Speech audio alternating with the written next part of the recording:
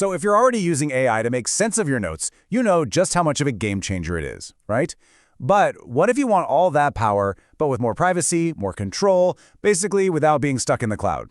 Well, today we're going to do just that. We're putting two heavyweights in the ring, Google's super popular NotebookLM and this really interesting open source challenger called Khoj. Let's see who comes out on top.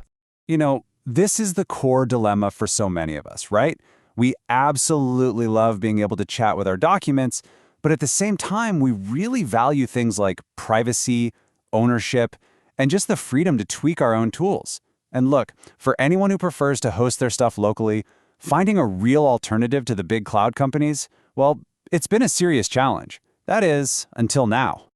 Okay, and let's be totally clear here. NotebookLM is a fantastic tool. Seriously, for over a year, it's been a total go-to for anyone trying to make sense of really complex documents. But, and this is a big but, it has one major catch. It's a cloud product.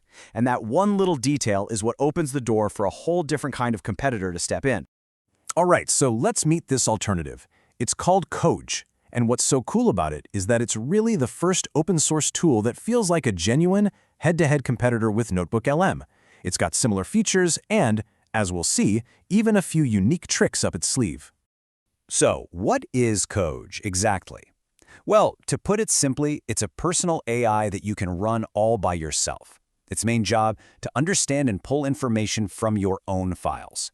Think of it like a conversational search engine, but just for your own personal library of knowledge.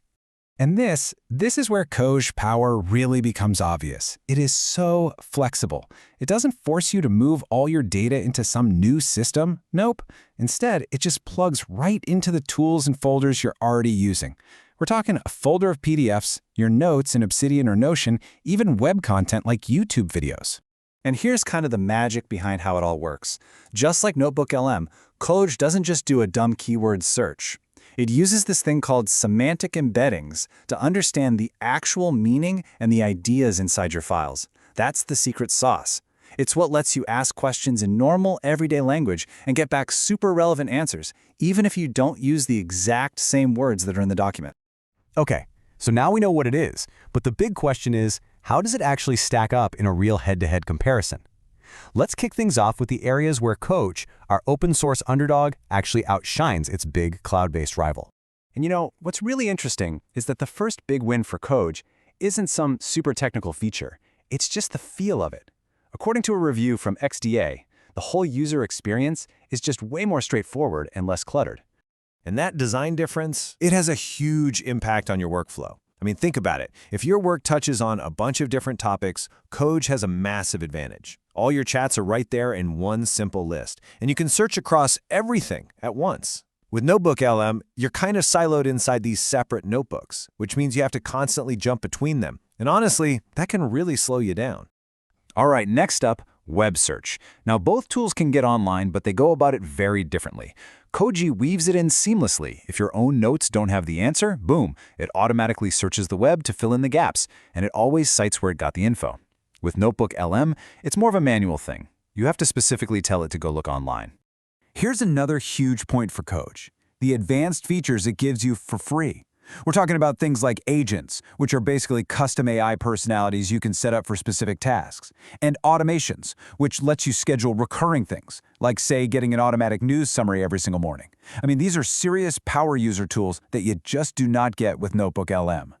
But hey, this isn't a one-sided fight at all. Let's be real, NotebookLM is a polished Google product, and it definitely still holds a major edge in a few really important areas. So let's take a look at where it shines. Okay, so when it comes to the sheer quality of the answers you get back, right now, NotebookLM is the clear winner. It's built on Google's super advanced architecture for understanding documents, and that means its answers are just more structured and more consistent. With Khoj, you might find you have to re-prompt or rephrase your question a couple of times to get exactly what you're after.